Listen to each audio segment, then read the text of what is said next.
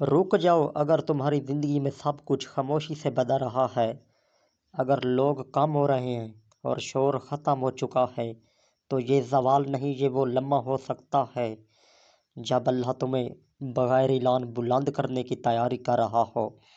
کیونکہ اللہ جب کسی کو اٹھاتا ہے تو دنیا کو خبر نہیں دیتا، وہ سیدھا انسان کے دل پر کام کرتا ہے۔ ایک دن ایک شخص مولا علی علیہ السلام کے پاس آیا، چہرے پر سوال تھا اور دل میں الجھن۔ اس نے کہا، یا علی علیہ السلام، اللہ کسی کو کب بلند کرتا ہے؟ وہ شاید کسی نشانی، کسی بڑے لمحے یا کسی اعلان کا منتظر تھا۔ مولا علی علیہ السلام نے سکون سے فرمایا، اللہ جسے اٹھاتا ہے پہلے اسے خاموشی میں رکھتا ہے۔ یہ بات سن کر وہ جھونک گیا، کیونکہ ہم تو ہمیشہ شور کو کامیابی سمجھتے ہیں۔ مولا علی علیہ السلام نے فرمایا کہ اللہ انسان کو ایسے مرحلے میں لے جاتا ہے جہاں نہ تعریف ہوتی ہے، نہ داد ملتی ہے اور نہ کوئی ساتھ دیتا ہے۔ وہاں انسان صرف اپنے رب کے سامنے ہوتا ہے۔ یہی وہ مقام ہے جہاں غرور ٹوٹتا ہے، انا ختم ہوتی ہے اور دل عاجزی سیکھتا ہے۔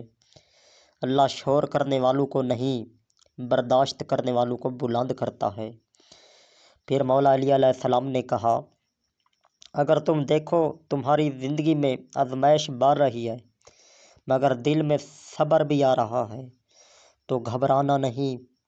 یہ اس بات کی علامت ہے کہ اللہ تمہیں اندر سے مضبوط کر رہا ہے، کیونکہ جو انسان اندر سے ٹوٹ کر بھی اللہ پر بھروسہ رکھتا ہے، اصل میں وہی بلند کیا جاتا ہے۔ مولا علی علیہ السلام نے ایک بات اور فرمائی جو دل کو ہلا دیتی ہے۔ اللہ جسے اٹھانا چاہتا ہے اسے پہلے لوگوں کی نظروں سے گھرا دیتا ہے تاکہ وہ صرف اللہ کی نظر میں اٹھے۔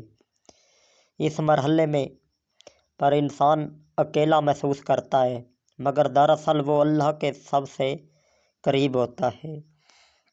آخر میں مولا علی علیہ السلام نے فرمایا، یاد رکھو اللہ کا اٹھایا ہوا انسان خود کو بڑا نہیں سمجھتا۔ اس کی آواز میں نرمی آ جاتی ہے، اس کے دل میں رحم آ جاتا ہے اور اس کے عمل میں اخلاص آ جاتا ہے۔